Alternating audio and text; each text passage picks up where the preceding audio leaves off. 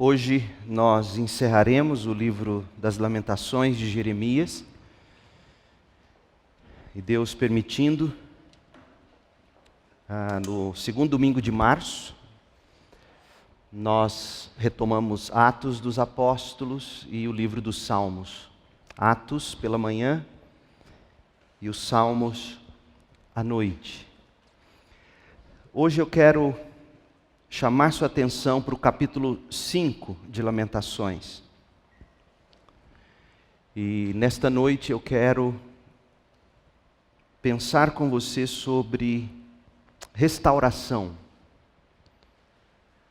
Buscando a restauração.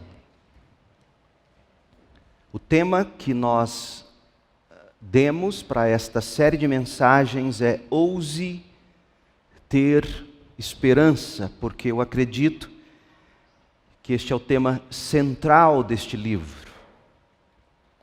É Jeremias ousando ter esperança, como ele mesmo diz no capítulo 3.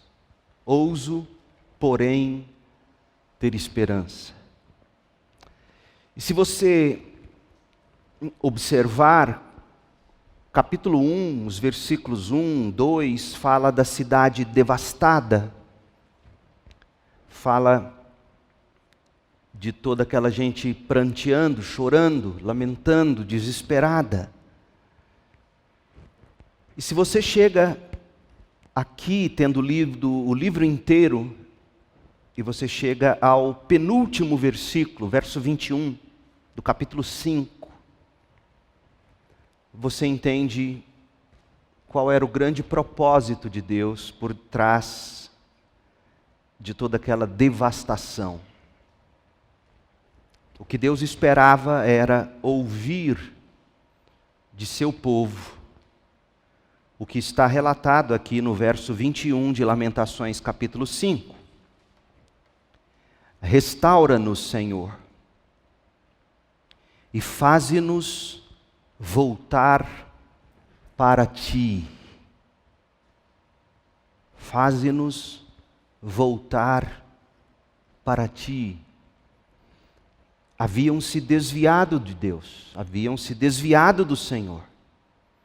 Deus havia enviado profetas. Por anos eles pregaram: arrependam-se, voltem-se para o Senhor. Entreguem as armas, rendam-se. Submetam-se, voltem-se para mim. E nada, cada vez mais eles buscavam profetas que falavam segundo os interesses do coração deles. Até que Deus fez o que fez, usando a Babilônia. E no fim, Jeremias diz: restaura-nos, Senhor. E o que significa essa restauração? Significa: faze-nos voltar para Ti. Devolve-nos a alegria que tínhamos antes. Esta é a palavra do Senhor. Se listasse os 10 livros da Bíblia que mais gosta, ou que mais conhece, eu tenho certeza de que você não faria constar na lista dos 10 as Lamentações de Jeremias. Ou eu estou enganado? Seja honesto, você já tinha ouvido falar de Lamentações? Já tinha lido o livro de Lamentações? Quem ainda não tinha lido o livro de Lamentações? Sem nenhuma vergonha, levante a mão. O que você achava desse livro? Você recomendaria a alguém a leitura de Lamentações? Por quê? Esta é a 10ª e última exposição bíblica que nós faremos de Lamentações. Eu não tenho certeza, mas eu espero que você que acompanhou esta série de mensagens, leu o livro, espero que você passe a apreciar este livro, se não a inserir este livro entre os top 10 dos seus preferidos. Esta série tem sido surpreendente para mim. Eu disse a vocês no início, nas férias eu já tinha até escrito o sermão em Atos, retomando a série em Atos, eu já havia escrito o sermão sobre Salmos, retomando os Salmos, e aí veio de novo aquela novo decreto e pandemia, e nós começamos este livro. E tudo tem me surpreendido, e eu confesso a vocês que eu iniciei estes estudos com um pouco de apreensão, porque sabia quão sombrio e quão agorento esse livro pode parecer. No entanto, de alguma forma, o Espírito Santo nos ajudou, ensinou-nos algumas coisas importantes e nos deu um lugar bíblico para nós estarmos, para apoiar o coração quando a vida estiver cheia de dor. E este lugar é o lamento. Por isso que eu digo que este livro tem de estar entre os livros mais queridos da Bíblia para você. Por quê? Por que Lamentações tem que estar entre os top 10? Porque você vai precisar saber lidar com a dor. E para você aprender a lidar com a dor, você precisará aprender a lamentar. Eu quero parabenizá-los como congregação por seguirem firmes comigo ao longo deste livro, por perseverarem comigo neste estudo. Eu posso imaginar que muitos de vocês não ficaram naturalmente ou inicialmente empolgados quando eu anunciei que nós estudaríamos Lamentações. E um de vocês, não vou dizer o nome, até me abordou e perguntou: pastor, quanto tempo vai durar essa série em Lamentações? Eu sabia o que a pessoa queria dizer com a pergunta. Ou seja, pastor, esse livro é muito pesado, sombrio demais, para se investir tantos domingos no mesmo tema. O senhor não acha que falar tanto de Lamentações vai desencorajar em vez de encorajar as pessoas? Eu entendi o que estava por trás da pergunta do irmão. Eu entendi esse irmão, eu assimilei a sua preocupação. Lamentações, de fato, pode ser um livro muito pesado para se ficar mastigando em 10 mensagens, com mais de 1 hora cada uma, ao longo de 5 semanas. Mas eu dou testemunho. Eu fiquei muito encorajado pela forma como a grande parte de vocês ouviu as mensagens. Engajou-se com as mensagens, reagiu a elas. Vocês me fizeram perguntas, compartilharam em pequenos grupos e até mesmo eu percebi alguns de vocês procurando praticá-las. Por exemplo, num dos domingos, após uma mensagem em Lamentações, um jovem vindo de outra igreja, uma igreja de tradição reformada, gente, testemunhou a mim que, ouvindo sobre a santidade de Deus, ouvindo sobre a justiça de Deus em Lamentações, ele caiu em si e decidiu retomar com arrependimento e fé a caminhada com o Senhor. Ele, que até então, confiando na eleição eterna de Deus, justificava-se na soberania de Deus na salvação para continuar no pecado. Glória a Deus por esse testemunho. E que Deus persevere ou faça perseverar esse jovem, porque sem santificação, sem ter uma vida santa, ninguém verá o Senhor, não importa se você frequenta igreja ou não. Hebreus 12, 14. Eu não sei, gente, quando nós voltaremos ou se voltaremos a Lamentações como congregação. Há tantos outros livros da Bíblia que eu sonho pregar. Talvez eu nunca mais pregue neste livro. Pelo menos não em breve. Então deixe-me apenas lembrá-los de como é especial estudar a palavra de Deus juntos, toda semana. Como nós precisamos disso. E vocês, segundo a Igreja Batista em Goiânia, são um povo especial. Como sou grato por vocês ouvirem com tanta atenção, com tanta devoção a palavra pregada deste púlpito. Saibam que eu me sinto honrado. Saibam que para mim é uma grande honra ensinar a Bíblia para vocês, semana após semana, aqui na Segunda Igreja Batista em Goiânia. Portanto, parabéns por perseverarem. Lamentações não é um livro fácil. Glória a Deus pela vida de vocês. Nós começamos esta série com 4 razões principais para estudar Lamentações de Jeremias. Recorde-as comigo. Primeiro, a dor é inevitável. E eu quero que você esteja preparado para sentir dor, de modo que testemunhe da gloriosa graça de Deus. Segundo, a dor gera emoções fortes e assustadoras. E eu almejo que você saiba o que fazer com essas emoções quando a dor chegar. Que você não sofra como quem não tem esperança, que você não se desespere, que você não se amargue, que você não endureça ainda mais. Terceiro, às vezes a dor não passa rapidamente. Às vezes a dor leva uma vida inteira.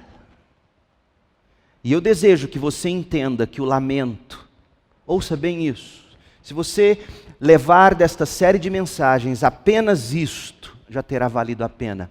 O lamento para o crente, não estou falando de murmuração, estou falando do lamento cristão. O lamento não é apenas um meio para o louvor.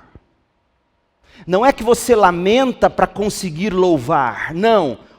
O lamento é um meio de louvor. E como isso alivia você na hora de suas dores, quando você não consegue louvar, não nos termos como nós concebemos louvor, mas você sabe, consegue sim lamentar biblicamente. O lamento não é apenas um meio para o louvor, o lamento é um meio de louvar. Em quarto lugar, saber lamentar sem murmurar abre uma porta enorme para o evangelismo e para o discipulado pessoal. Porque o que eu tenho visto, inclusive em postagens de homens e pastores que eu admiro, é mais murmuração do que lamento. Sobretudo depois do que a Rússia fez na Ucrânia. Desde que começou essa pandemia, o que eu tenho visto é um bando de crentes, inclusive pastores, líderes, murmurando. Usando versículos bíblicos para murmurar. E não lamentando. O lamento, meu povo, e aqui eu falo a vocês, minhas ovelhas, o lamento, e eu só cito esses outros dos Instagrams e Facebook, eu só cito isso porque eu sei que vocês consomem mídias sociais, e eu sei que vocês leem posts, e eu sei que vocês vão atrás disso, e eu quero que você entenda, muito do que você tem lido é murmuração, não é lamento. Saber lamentar abre uma porta enorme para o evangelismo e o discipulado pessoal. Porque sabendo lamentar, os cristãos vão interpretar corretamente a dor. O que está por debaixo da dor e a solução final para a dor. Sabendo lamentar, as pessoas quererão saber a razão da esperança que há em você. Se você souber lamentar, as pessoas vão querer saber a razão da sua esperança. E bum, a porta para o discipulado e para o evangelismo se abriu. Desse modo, eu peço a Deus que, estudando Lamentações, você tenha descoberto uma nova maneira de lidar com o sofrimento, de lidar com as dores, com as dificuldades, que se despejarão sobre a sua vida inevitavelmente. Eu oro para que você tenha aprendido uma nova linguagem que possa ser usada quando você estiver sofrendo, a linguagem do lamento e não da murmuração. Que você desenvolva novos tipos de orações que possam ser oradas. E eu oro para que você use salmos de lamento para aprender a orar. Eu oro para que você use o livro de Lamentações para você saber orar. Eu rogo a Deus para que você tenha ficado mais bem equipado para ajudar alguém quando essa pessoa passar por período de dor. Seja essa dor devido à pecaminosidade da própria pessoa, ou devido à pecaminosidade do mundo em que a gente vive, ou à pecaminosidade de outra pessoa contra ela ou contra você. Que você saiba ajudar quem está doendo. Eu espero que você tenha aprendido a linguagem do lamento. E eu espero que isso tenha tornado você um crente em Cristo. Ou ensinado você a sofrer e sentir dor como crente que sabe aonde levar a tristeza quando tudo está em pedaços e não é para o Instagram que você leva. É para os braços de Deus, por intermédio de Jesus Cristo e no poder do Espírito Santo. Nas mensagens anteriores eu apresentei a vocês alguns princípios ou fiz algumas declarações que pudessem servir como âncoras para o seu coração. Por exemplo, chorar é humano, mas lamentar é cristão. Lamentações não é um livro linear, como também não é linear a vida. A vida é cheia de altos e baixos. Outra que você não pode esquecer. Tem que ir para o seu story. Já que você não aguenta, seus dedos coçam para postar, poste essa. A graça só é maravilhosa porque a santidade e o julgamento de Deus são reais. A graça só é maravilhosa porque a santidade de Deus e o julgamento são reais.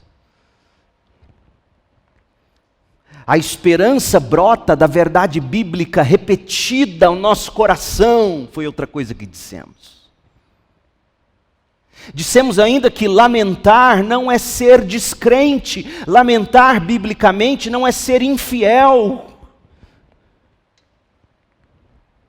Falamos que lamentar não é sinônimo de desperdício quando se espera em Deus. Esperar em Deus não é sinônimo de desperdício.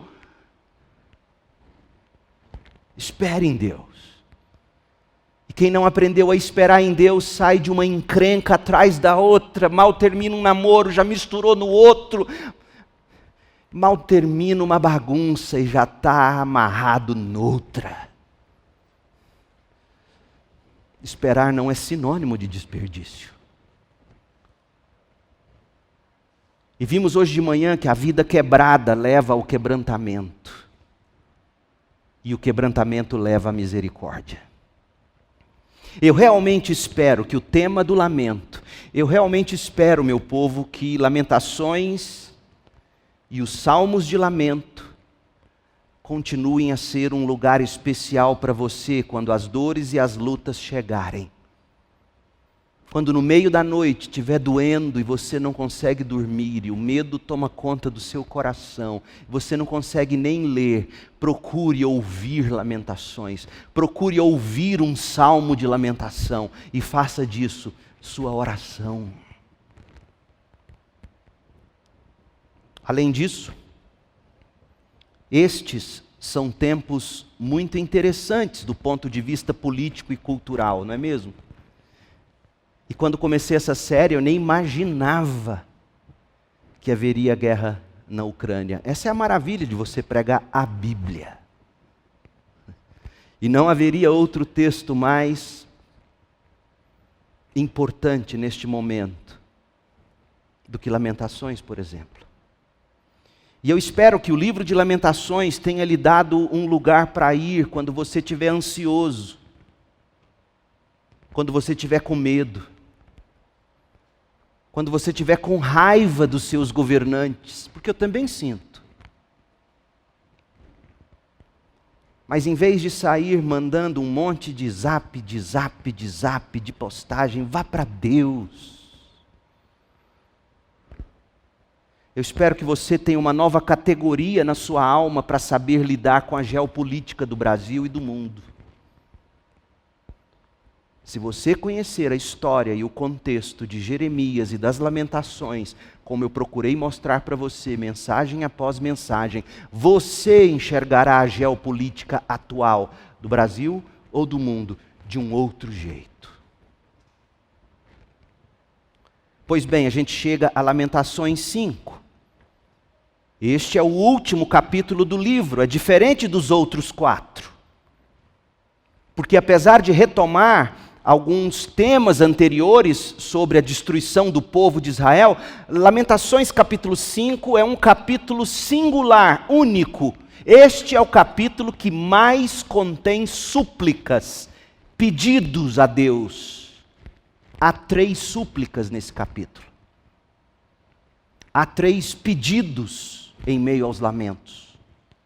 O que nós vemos aqui é o anseio, o que nós vemos aqui é a busca por restauração. No início da série de mensagens, nós recorremos a 2 Crônicas 36, para enxergarmos como foi a destruição de Jerusalém. E nós fizemos isso porque Lamentações não fala de como foi a destruição. Lamentações apresenta-nos como ficou a cidade depois da destruição babilônica. Para você saber como foi, você tem que ler, respectivamente, o último capítulo de 2 Crônicas e o último capítulo de Jeremias. Você tem que ler 2 Crônicas 36 e você tem que ler Jeremias 52, se você quiser saber como foi a queda, como foi a destruição. Lamentações mostra como ficou. É curioso, deixa eu te dar um detalhe importante. Na Bíblia em português, aliás, na Bíblia cristã, tanto na Bíblia cristã católico-romana, como na Bíblia cristã protestante, sabe qual é o último livro do Antigo Testamento? Não é Malaquias como no nosso. Malaquias tornou-se o último livro quando traduziram o Antigo Testamento em hebraico, a língua original do Antigo Testamento, para o grego, que era a língua franca do mundo no século 3 a.C. E aí quando traduziram o Antigo Testamento para o grego, eles colocaram Malaquias no final, mas isso não altera, porque Malaquias de fato é o último dos profetas que viveu. Depois veio João Batista. Mas é interessante que o último capítulo da Bíblia hebraica é o capítulo que narra a destruição de Jerusalém. Olha como termina a Bíblia hebraica. Quando o judeu termina a leitura do Antigo Testamento, olha o que ele lê. Abra aí em 2 Crônicas 36, 22. Vai falar do reinado do rei Ciro, da Pérsia. 70 anos depois do cativeiro babilônico. 2 Crônicas 36, 22, o primeiro ano do reinado de Ciro, rei da Pérsia, o Senhor cumpriu a profecia que havia anunciado por meio de Jeremias. O Senhor despertou o coração de Ciro para registrar por escrito a seguinte proclamação e enviá-la a todo o seu reino. Eis a proclamação de Ciro, o poderoso da época, o czar da época, por assim dizer. assim diz Ciro, rei da Pérsia: o Senhor, o Deus dos céus, me deu todos os reinos da terra. E ele não estava errado, não. Deus deu para ele. Deus chama Ciro de meu servo. Não que ele fosse crente, mas que Deus é soberano e ele dá reinos para quem ele quer, para que aconteça a vontade de Deus. O Senhor, o Deus dos céus, me deu todos os reinos da terra. Ele me encarregou de construir para ele um templo em Jerusalém, na terra de Judá. Quem pertence ao povo dele, volte para realizar essa tarefa. E que o Senhor, seu Deus, esteja com vocês. Termina a Bíblia. E aí você abre o Novo Testamento. Mateus. E Deus se faz carne. E Deus se habita conosco. Deus Emanuel, Deus conosco. A promessa para o judeu, Deus esteja com vocês, cumpriu-se em Jesus Cristo. No entanto, o livro, aliás, 1º e 2º Crônicas, repete um pouco da história de 1º e 2º Reis, de 1º e 2º Samuel. E talvez você se confunda, por que essa repetição? Porque 1º e 2º Crônicas foram escritos depois que o povo voltou do cativeiro da Babilônia para Jerusalém. E eles escreveram 1º e 2º Crônicas para deixar registrado que Deus se manteve fiel à linhagem de Davi, como tinha prometido. Por isso que 1º Crônicas tem 9 ou 10 capítulos, os 9 ou 10 primeiros capítulos de 1º Crônicas é só genealogia, para mostrar que Deus se manteve fiel. E aí 2º Crônicas termina dizendo que Deus libertou o povo. E que Deus estava com eles. Só que quando o livro de Lamentações termina, volte para Lamentações 5. O livro de Lamentações não termina assim com esse tom esperançoso. Jeremias está no olho do furacão. A Babilônia tinha acabado de destruir Jerusalém. Faltava ainda 70 anos para Deus restaurá-los. Já o cronista, quando escreveu 2º Crônicas, ele escreveu anos depois da restauração. Jeremias conclui as Lamentações com 3 orações, com 3 súplicas, buscando o socorro, buscando a restauração do Senhor, sem saber quando Deus restauraria, sem saber como Deus restauraria, sem saber até se Deus restauraria o seu povo. Essas 3 orações estão ligadas ao uso do nome Senhor no capítulo 5. Uma maneira de você ler a Bíblia, procure por palavras repetidas no mesmo capítulo. 3 vezes aparece o nome Senhor em Lamentações 5. 3 vezes aparece o nome Senhor e cada uma delas marca o início de uma petição. São 3 pedidos, são 3 súplicas. Lamentações 5, verso 1, a primeira: lembra-te, Senhor, do que aconteceu conosco. A segunda, verso 19: mas tu, Senhor, reinas eternamente. Verso 21: restaura-nos, Senhor, e faze-nos voltar para ti. A gente poderia resumir a mensagem desses versículos desta maneira. Lamentações 5:1, Senhor, não se esqueça de nossa dor. Lamentações 5:19, Senhor, Tu és soberano. Lamentações 5:21, Senhor, restaura-nos, alegra-nos. Então vamos agora desembrulhar cada uma dessas frases à luz do contexto do livro e vamos conectar no final tudo isso com o Evangelho da cruz de Cristo. Primeiro, Senhor, não se esqueça de nossa dor. Lamentações 5:1, lembra-te, Senhor, do que aconteceu conosco. A primeira palavra desse capítulo é tematicamente tão importante quanto as primeiras palavras, ou a primeira palavra do capítulo 1, do 2 e do 4. A Almeida, revista e atualizada, começa o capítulo 1, o capítulo 2 e o capítulo 4 com o mesmo advérbio. Como, capítulo 1. Como, capítulo 2. Como, capítulo 4. E esse advérbio pretendia comunicar um elemento de choque, de espanto, pelo que de tão terrível tinha acontecido. Agora, Lamentações 5, como você verá, tem o mesmo nível de espanto, mas o contexto é diferente aqui. No capítulo 5, a expressão de choque, como, se transforma em uma oração sincera para que Deus se lembre. Ou seja, não começa com um advérbio. Como isso foi acontecer? Como isso foi acontecer? Como isso foi acontecer? Começa com um verbo.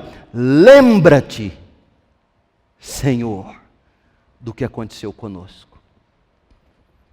Como a gente não lê a Bíblia com a devida atenção, com o devido cuidado, a gente pensa que esse verbo lembrar é apenas dizendo a Deus, Deus, não esquece de nós não. Só que o verbo lembrar, ele é muito importante quando se trata do relacionamento de Deus com o seu povo. O verbo lembrar captura a essência da graça de Deus traduzida na forma de aliança com o seu povo. De como Deus não quebra a aliança com o seu povo eleito. Deixa eu te dar alguns exemplos de onde o verbo lembrar apareceu, fazendo referência à aliança de Deus. Porque em Lamentações 5:1, quando Jeremias diz, lembra-te, Senhor, ele está dizendo, não se esqueça da tua aliança. Gênesis 8:1. Após o julgamento de Deus, lá no dilúvio, Gênesis 8:1 diz que então Deus se lembrou de Noé. Não é que Deus, esqueci, o dilúvio caiu, Noé está lá na arca ainda. Sabe quando você esquece o leite no fogo e derrama? Hoje em dia ninguém ferve mais leite, mas era assim. E minha mãe fazia eu ficar lá em pé. Eu era pequenininho, tinha que subir numa lata de Neston. Olha a ideia da minha mãe. Pôr um menino em cima de uma lata de Neston, vigiando o leite para não derramar. Se eu caio no meio daquele leite fervido. Mas enfim, eu subia na lata de Neston. E ficava lá vendo. E quando eu deixava derramar? Você não lembrou de vigiar, não? E ia na minha orelha que eu escutava o estalo. Ainda me punha para limpar o fogão. Por que eu falei disso? Deus não esqueceu de Noé na arca. Deus não disse, Noé está lá, deixa eu ir lá agora. Não. Deus se lembrou da aliança. É a maneira de dizer, Deus não vai quebrar a aliança com Noé. No capítulo seguinte de Gênesis, quando Deus prometeu que nunca mais destruiria a humanidade com dilúvio, ele disse em Gênesis 9:15, e eu me lembrarei da minha aliança com vocês. Verso 16, ao olhar para o arco-íris nas nuvens, eu me lembrarei da aliança eterna entre Deus e todos os seres vivos da terra. O verbo lembrar remete à aliança. Quando os israelitas pecaram diante do bezerro de ouro, lá em Deuteronômios, Moisés implorou ao Senhor que fosse misericordioso com eles. E eis os termos que Moisés usou, Deuteronômio 9:27. Peço, Senhor, que te lembres dos teus servos Abraão, Isaque e Jacó, e não leves em conta a teimosia, a perversidade, o pecado deste povo. Em outras palavras, Moisés disse, lembra-te da tua aliança com os patriarcas. Davi, quando clamou pela misericórdia do Senhor, ele clamou nos seguintes termos, Salmo 25, versículo 6. Lembra-te, Senhor, de tua compaixão e de teu amor que tens mostrado desde tempos antigos. Não te lembres dos pecados e da rebeldia de minha juventude. Lembra-te de mim segundo o teu amor, pois és misericordioso, ó Senhor. Lembra-te da tua aliança com teu povo. É isso que o salmista está dizendo. De volta a Lamentações 5. O apelo de Jeremias em Lamentações 5:1 para que Deus se lembre é no sentido de que Deus faça mais do que não se esquecer deles, ou de fazer Deus se recordar de algo que Deus não se lembrava mais. Jeremias está pedindo socorro a Deus. Jeremias está recorrendo à aliança de Deus com seu povo. Jeremias está reafirmando a aliança com Deus à luz de todas as desgraças que caíram sobre Jerusalém, e desse modo Jeremias pede socorro. Lamentações 5:1. Lembra-te, Senhor, do que aconteceu conosco. Portanto, lembra-te é uma grande expressão de lamento. É uma forma de oração, de súplica, carregada de fé na aliança de Deus que nunca, jamais quebra as suas promessas. E aí vem os versículos 2 a 18. Os versículos de Lamentações 5, de 2 a 18, vão catalogar o que aconteceu com o povo. A lista é específica, e é isso que torna o sofrimento em qualquer nível ainda mais doloroso. O sofrimento não é genérico. O sofrimento é específico. Quando a gente não sabe pelo que está sofrendo ou doendo, dói ainda mais. Converse com alguém que está em depressão, por exemplo, e pergunte, mas por que você está tão triste? Vai doer ainda mais ela dizer a você, eu não sei te dizer por quê. Eu me lembro quando eu tive minhas crises de pânico e ansiedade em 2005, 2006, houve momentos em que eu virei para Deus e disse, Deus, eu preferiria um câncer, que alguém pudesse ir lá e arrancar isso. Eu não sei de onde vem isso. Doía ainda mais não saber. O que nós encontramos aqui em Lamentações 5, de 2 a 18, é um resumo rápido do que os capítulos anteriores detalharam. Leia comigo, rapidamente. Verso 2, nossa herança foi entregue a estrangeiros e nossa casa a estrangeiros. Nossa herança, nossas casas estão na mão de estrangeiros. A invasão.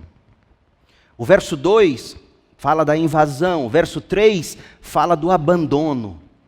Somos órfãos e já não temos pai, e nossa mãe ficou viúva. O verso 4 fala da inflação. Temos de pagar pela água que bebemos e até a lenha nos custa caro. O verso 5 fala da exaustão.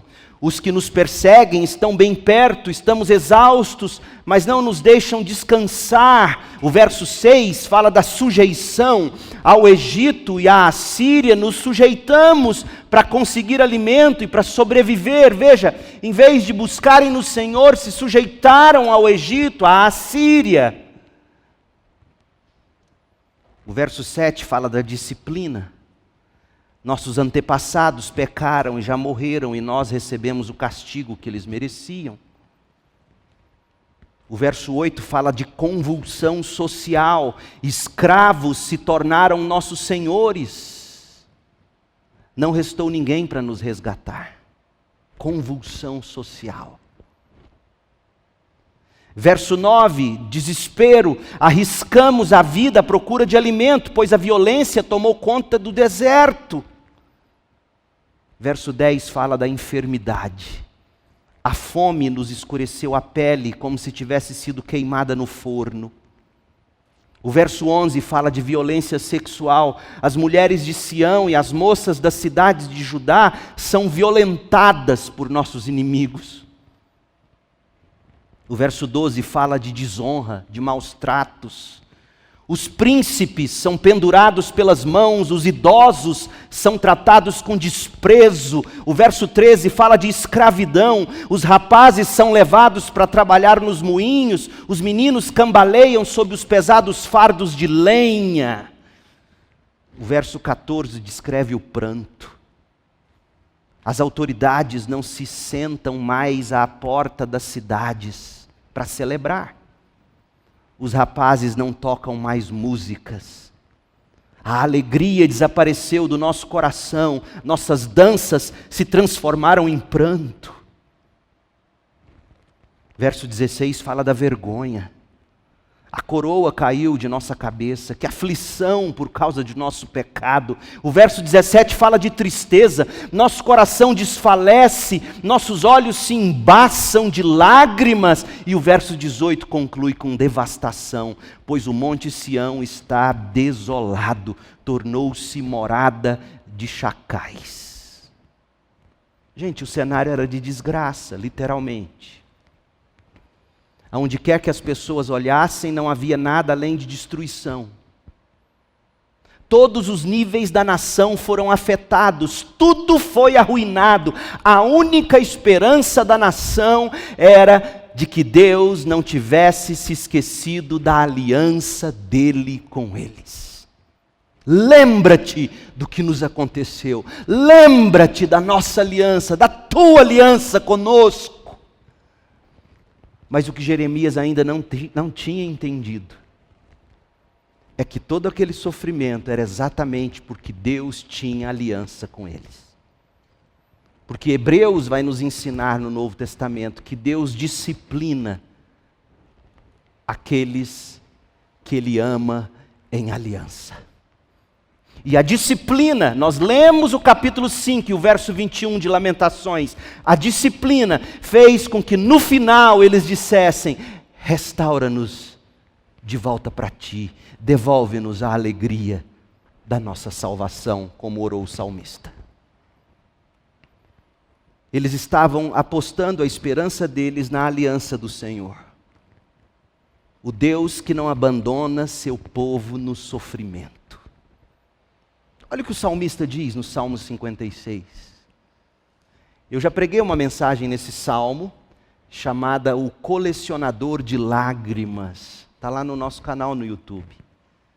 Mas olha o que diz aqui o verso 8 do Salmo 56. Conheces bem todas as minhas angústias, recolheste minhas lágrimas num jarro, e em teu livro registraste cada uma das minhas lágrimas, cada uma das minhas angústias. Meus inimigos baterão em retirada quando eu clamar a ti. Uma coisa sei, Deus está do meu lado. Louvo a Deus por suas promessas. Sim, louvo o Senhor por suas promessas. Confio em Deus e não temerei o que me podem fazer os simples mortais. É fonte de grande esperança recordar de que Deus vê e conhece nossas angústias e coleciona nossas lágrimas. Deus não se esquece do povo da sua aliança. Deus não quebra alianças quando nós, ou como nós quebramos tão facilmente alianças de casamento. Deus não quebra. Deus não é contra seu próprio povo. Deus não é contra aqueles a quem Ele chamou de menina dos meus olhos. Em Lamentações 5, nós vemos Jeremias nos lembrando de que há algo extremamente reconfortante em saber que Deus se lembra dos seus em aliança. E sabe o que a gente celebra? Toda a ceia do Senhor aqui, a nova aliança de Deus conosco, pelo sangue de Jesus. E sabe quem foi um dos profetas que falou da nova aliança? Jeremias, no seu livro profético. E também Ezequiel, que já estava lá no exílio da Babilônia. Se Deus não se esqueceu deste povo, você acha que Deus vai se esquecer de você, crente? Deus tem aliança com você pelo sangue de Jesus Cristo. Por isso você pode orar dizendo: Senhor, não se esqueça da minha dor, lembra-te da tua aliança. Mas essa oração, no fundo, é muito mais para você do que para Deus, porque Deus não se esquece, é você que precisa se lembrar constantemente. Deus tem aliança comigo.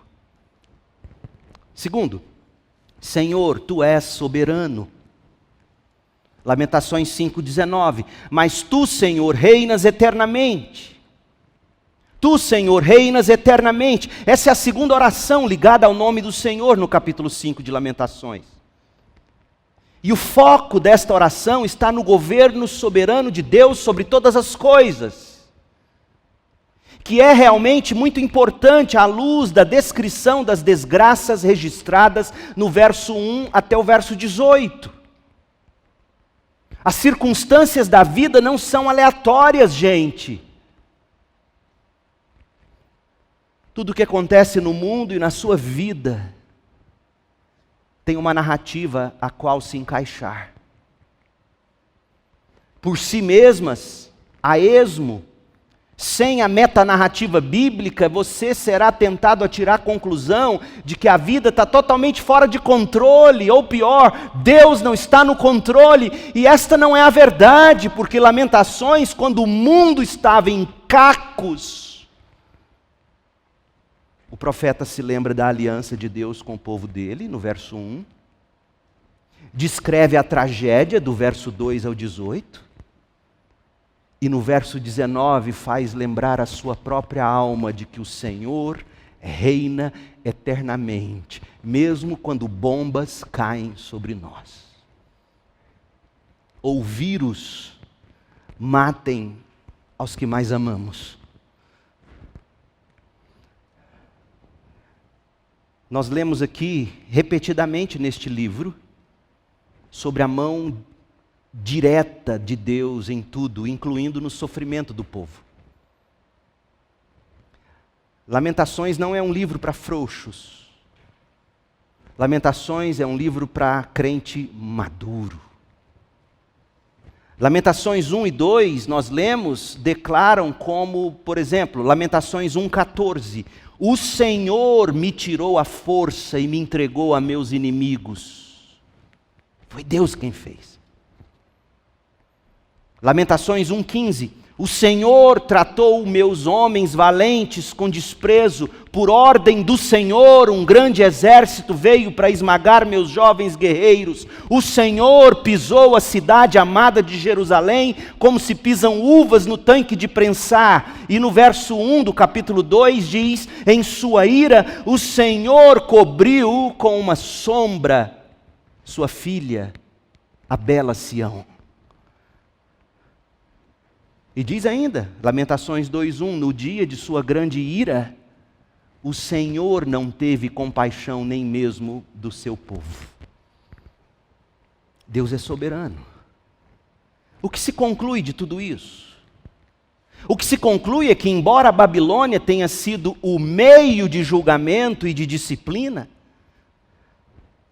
em última análise era o próprio Deus quem estava por trás daquela devastação.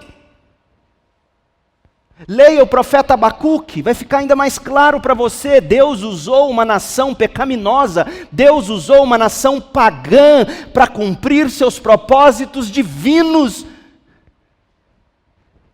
Você acha que Deus não pode usar a nova ordem mundial? A China, a Rússia, vírus.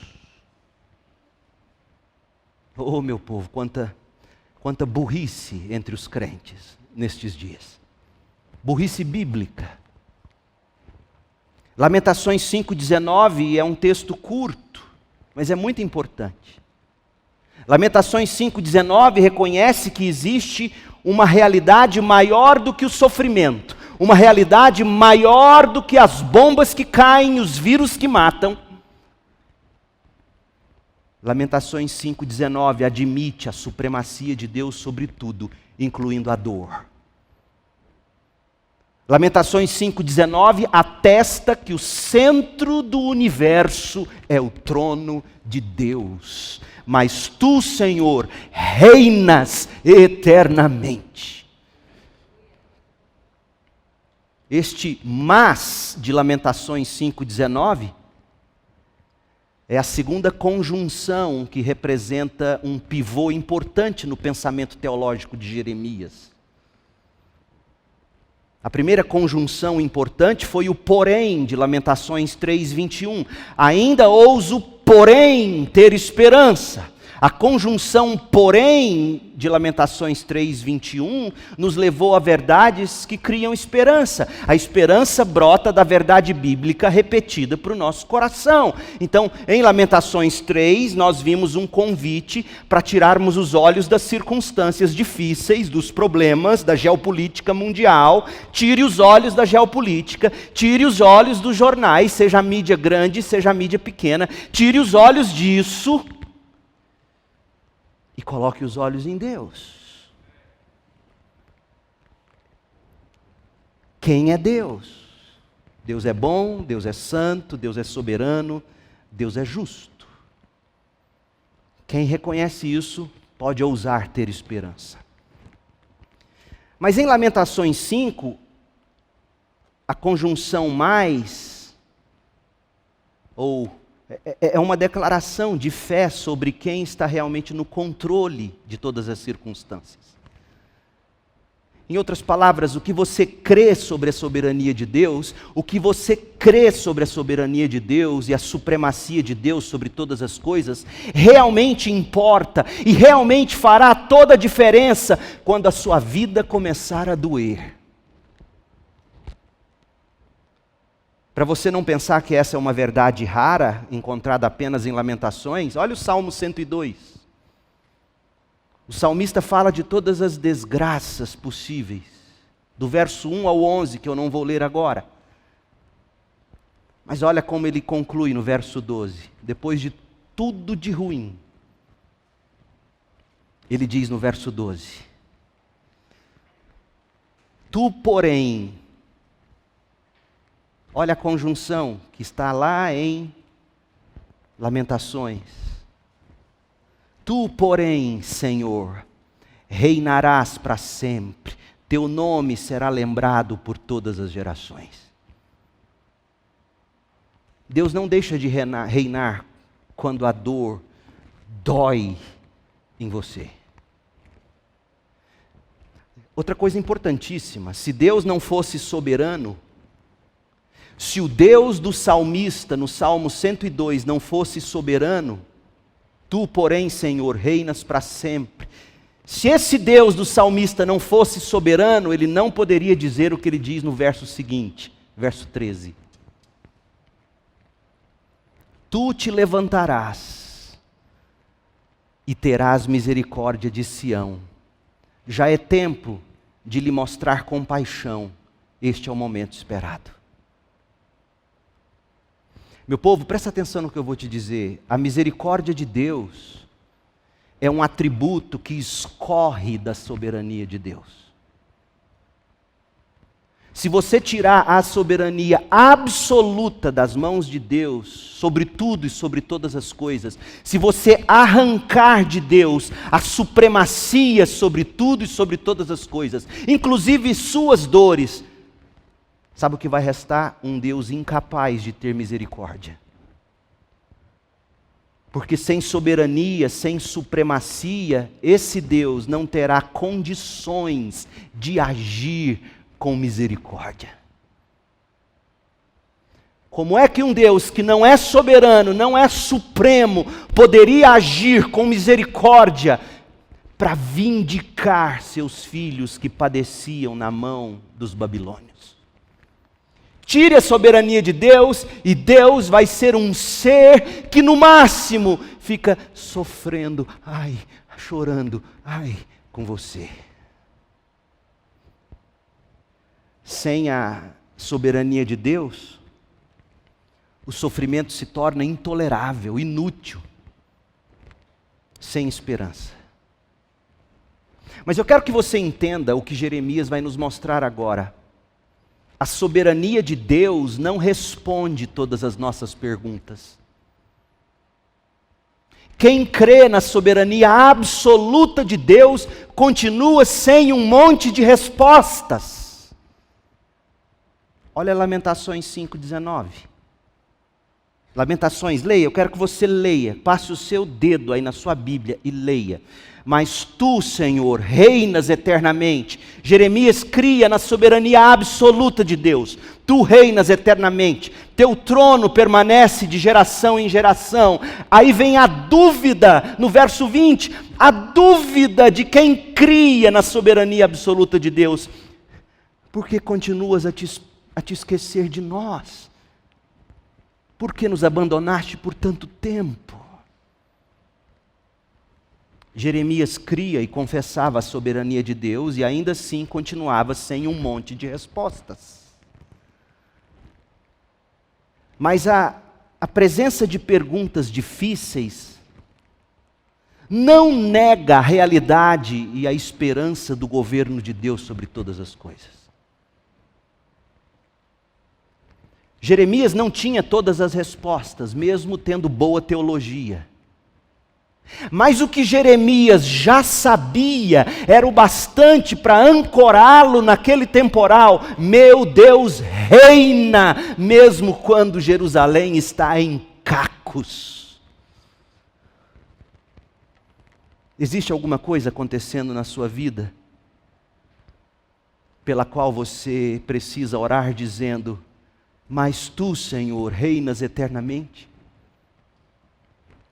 Você se vê na mesma situação do povo de Judá após a devastação babilônica, povo invadido, como nós lemos do verso 2 ao 18 do capítulo 5, povo invadido, povo abandonado, povo sem dinheiro, povo exausto, povo disciplinado, povo escravizado, povo em convulsão social, povo desesperado, povo enfermo, povo violentado, povo desonrado, povo maltratado, povo envergonhado, povo triste, povo pranteando. Você se encontra assim devastado.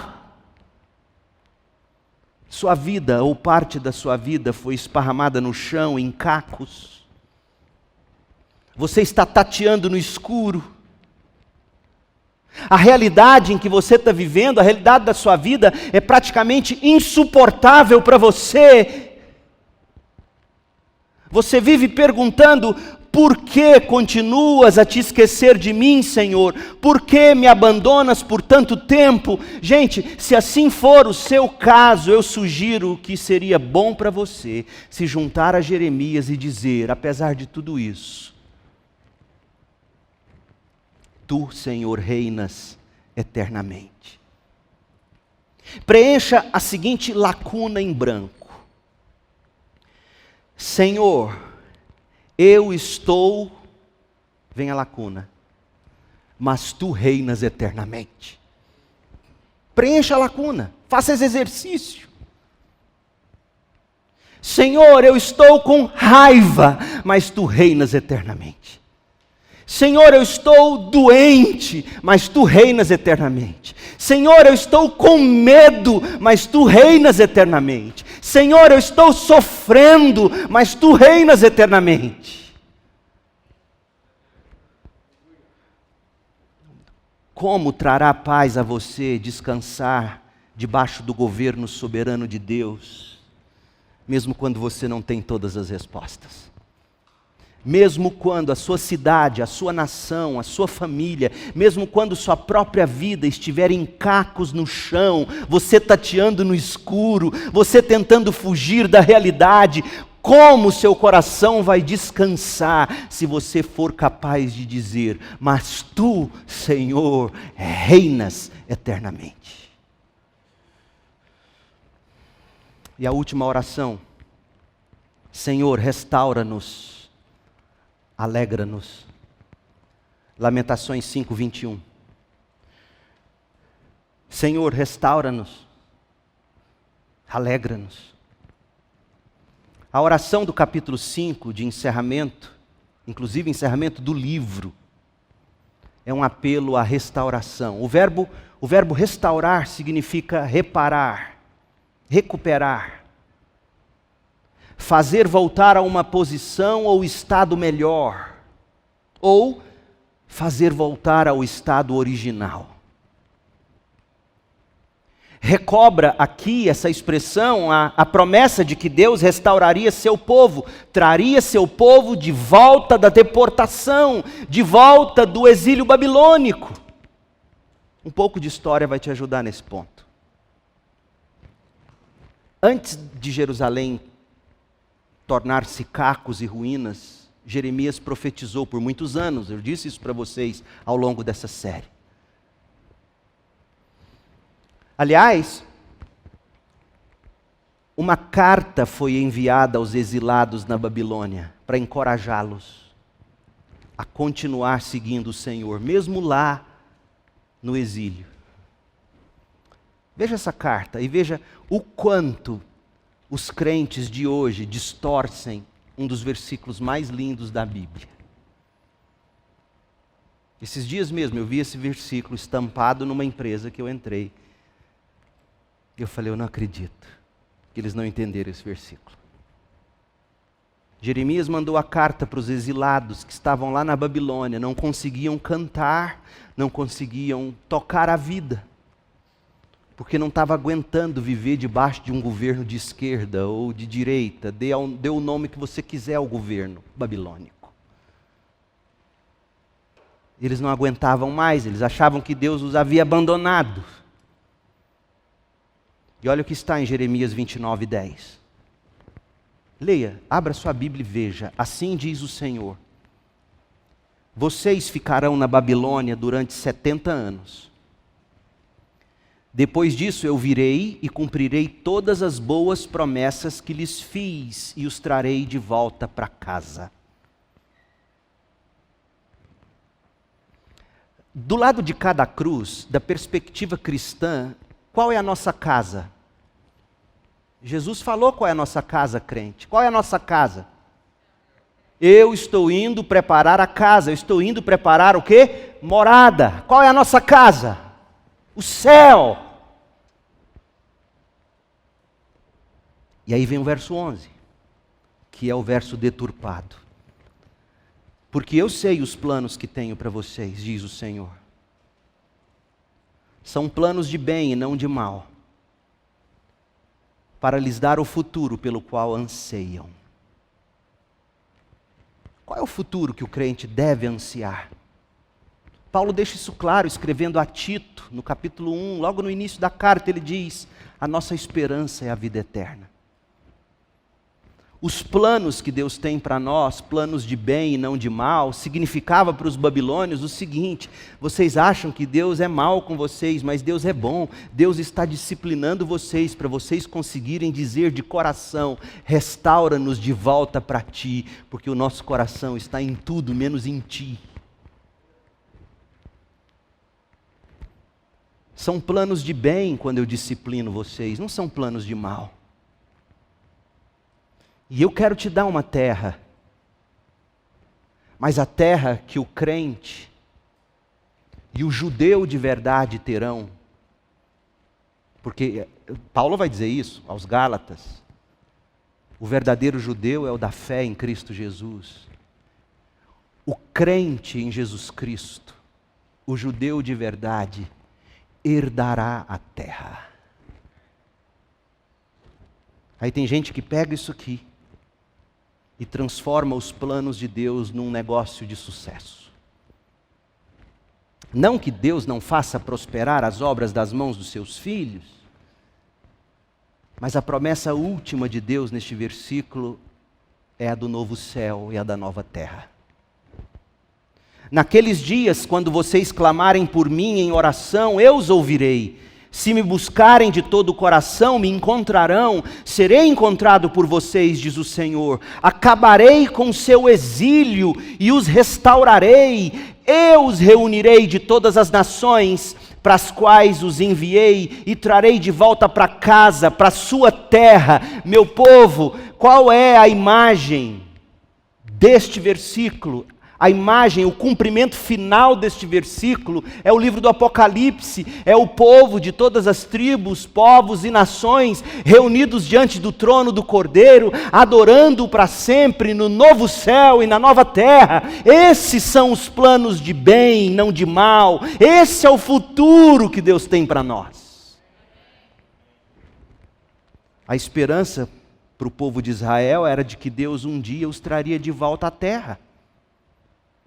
E de que Deus restauraria a sua antiga glória. Mas esse desejo é muito mais do que apenas um anseio pelos dias de glória de Davi, Salomão, Ezequias ou Josias. A restauração do povo de Deus era principalmente sobre a restauração de volta a Deus, não à terra.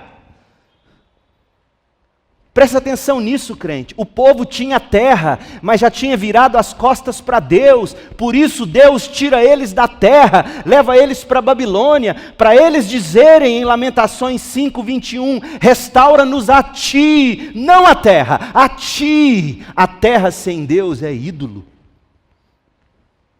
é idolatria.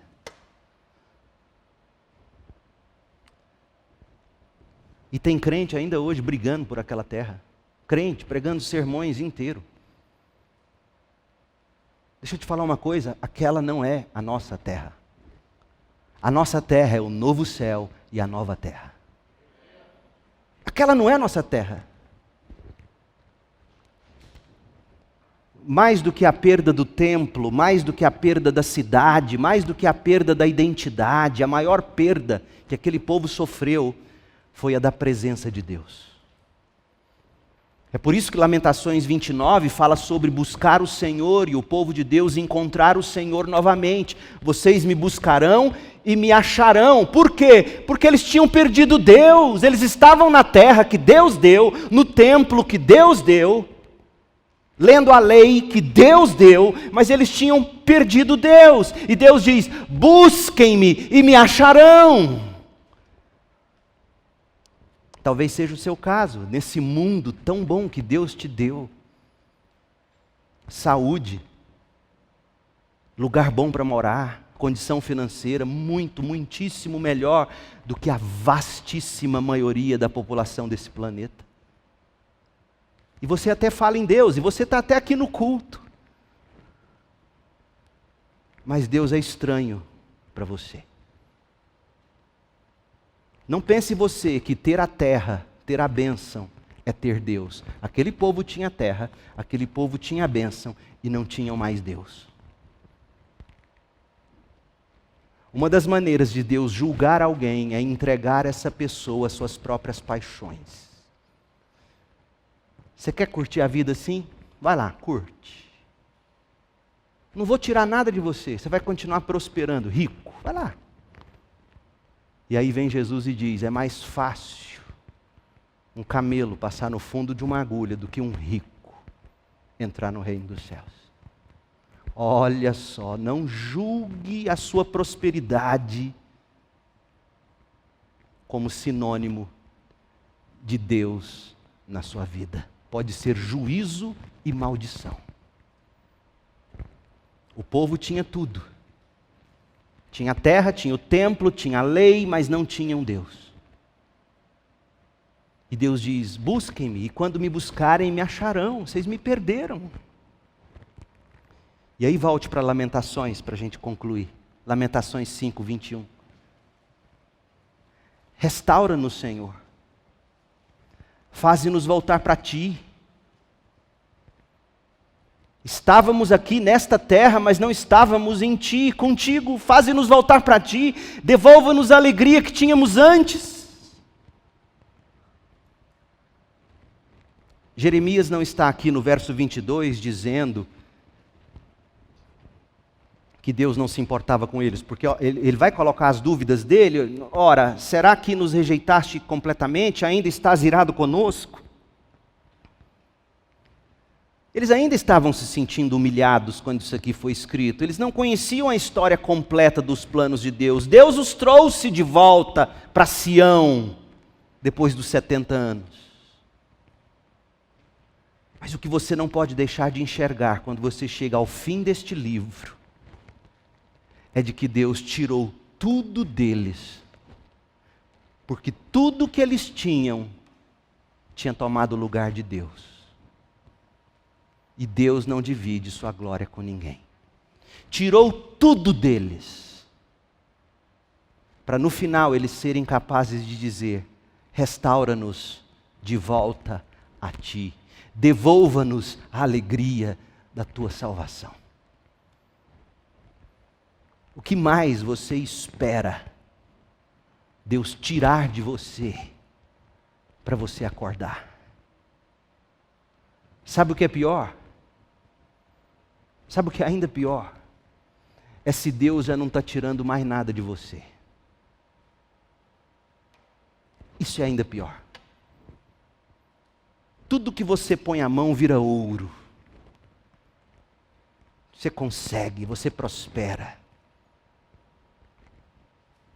E Deus é um acessório. Com Deus no coração e força de vontade, bora para frente. Estou cansado de ver esse tipo de postagem. Deus não é caixa eletrônico, Deus não é Bitcoin.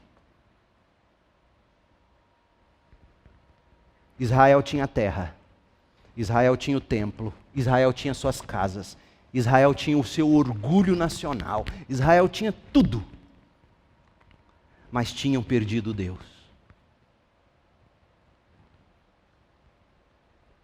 Minha oração é que Deus continue tirando de você, para que você se volte para Ele. Porque se Ele parou de tirar de você e nunca tirou de você, e você continua nessa idolatria, sabe o que está acontecendo na sua vida?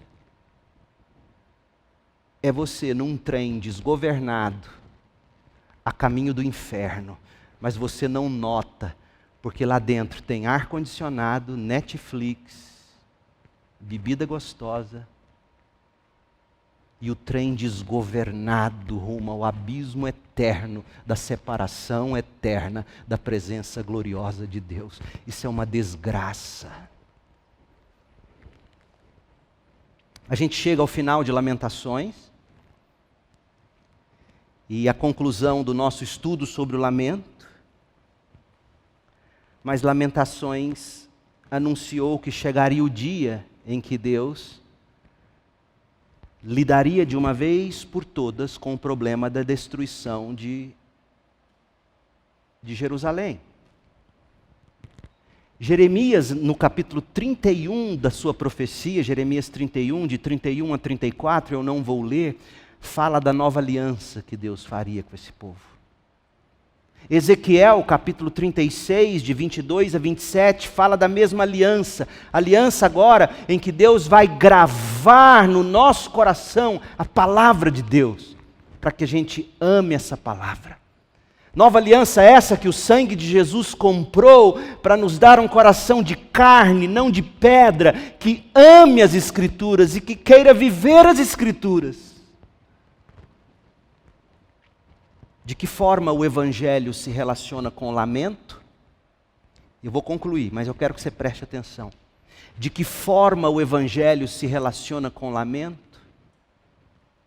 É que por meio de Jesus Cristo, que nós sabemos que é o sangue de Jesus que comprou essa nova aliança. Por meio de Jesus Cristo, o problema por baixo de todo problema, nosso pecado. Por meio de Jesus Cristo, nosso pecado foi tratado de tal modo que a nova aliança foi inaugurada. A morte de Cristo trouxe o fim da condenação, do julgamento, o fim da ira de Deus sobre os que creem. A morte e a ressurreição de Cristo tornaram possíveis que você nascesse de novo e que o Espírito de Cristo habitasse na sua vida. Portanto, gente, enquanto o cristão estiver vivendo neste mundo quebrado pelo pecado, ele vive aguardando a promessa da palavra de Deus de que um dia todo lamento cessará. Vamos para o último livro da Bíblia, Apocalipse 21, de 1 a 5. Apocalipse 21, então vi um novo céu e uma nova terra. Não aquela lá na Palestina, Eu vi um novo céu, eu vi uma nova terra, pois o primeiro céu e a primeira terra já não existiam, e o mar também não mais existia. Por que o mar não existia? Porque o mar é sinônimo de... Os ataques dos inimigos vinham do mar. É sinônimo de revolta, é sinônimo de guerra. E eu vi a cidade santa, a Nova Jerusalém, que descia do céu, da parte de Deus, como uma noiva belamente vestida para seu marido. Ouvi uma forte voz que vinha do trono e dizia: vejam, o tabernáculo de Deus está no meio de seu povo. Deus habitará com eles, e eles serão seu povo. O próprio Deus estará com eles, e ouça... Deus lhes enxugará dos olhos toda lágrima, e não haverá mais morte, nem tristeza, nem choro, nem dor, não haverá mais lamento. Todas essas coisas passaram para sempre. E aquele que estava sentado no trono disse: vejam, faço novas todas as coisas. Meu povo, chorar é humano, mas lamentar é cristão. Mas lamentar não é para sempre. Jesus comprou a nossa restauração e um dia, em breve, Ele próprio, Cristo, colocará fim ao nosso lamento. Portanto, nós dizemos, como está no penúltimo verso do Apocalipse, Apocalipse 22, 20, amém, vem Senhor Jesus. Amém. Vem, Senhor Jesus. E sabe por que o Apocalipse não termina no verso 20? Porque ele ainda não chegou. E como ele ainda não chegou, a gente precisa de graça para viver. A gente vive nessa esperança. Amém. Vem, Senhor Jesus. Mas até lá, o que nós mais precisamos é de que a graça do Senhor Jesus esteja conosco. Por isso que Apocalipse termina no verso 21. Mas leia do 20 comigo. Amém. Vem, Senhor Jesus. Mas ele ainda não veio. É por isso que o que a gente mais precisa é que a graça do Senhor Jesus esteja com todos. E ela está. Basta você invocá-la com arrependimento e fé. Se me buscarem de todo o coração, diz o Senhor, vocês me acharão. Você pode buscá-lo agora e achá-lo. Feche seus olhos, talvez você queira fazer isso. Feche seus olhos e ore: Deus, eu quero achar Jesus Cristo. Eu quero que Cristo se torne o Cordeiro que me substituiu lá na cruz. Aquele sobre quem caiu toda a pena do meu pecado. Mas eu quero mais do que isso, eu não quero Ele apenas como substituto pelo meu pecado. Eu quero que Jesus seja o meu tesouro, a minha grande alegria de viver. Se você buscá-lo agora de todo o coração, você o achará. Talvez você queira concluir fazendo a oração que nós lemos no início. Restaura-me, Senhor. Faze-me voltar para Ti. Devolva-me a alegria que eu tinha antes. Pai, em nome de Jesus, que o Senhor mesmo opere de forma salvadora neste momento.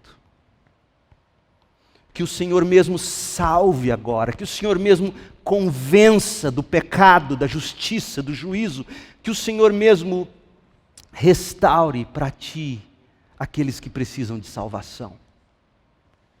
Coloque fé, convença-os do pecado. Ó Deus, e a nós, os crentes, que o Senhor, ó Pai, nos ensine que o lamento é um meio de louvar, mas o lamento não é para sempre. Um dia o Senhor secará dos nossos olhos toda lágrima. Não haverá mais dor, guerras, doenças. Não haverá mais medo. Não haverá mais incerteza, pois seremos participantes indissolúveis da natureza divina de Jesus Cristo, a qual jamais perderemos. E para todo sempre desfrutaremos de glória cada vez maior, para o deleite da nossa alma e para a glória do Cordeiro de Deus que está assentado no trono e que reina hoje e para sempre. Amém. Que a graça do Senhor Jesus Cristo, que o amor de Deus, o Pai, a comunhão, a consolação do Espírito estejam sobre nós aqui e agora. Esteja lá na Ucrânia com teu povo, lá na Rússia. Esteja em cada canto deste planeta. Agora e para sempre, até que o Senhor volte e estabeleça eternamente o teu reino. Pois teu é o reino, o poder e a glória para todo sempre. Amém.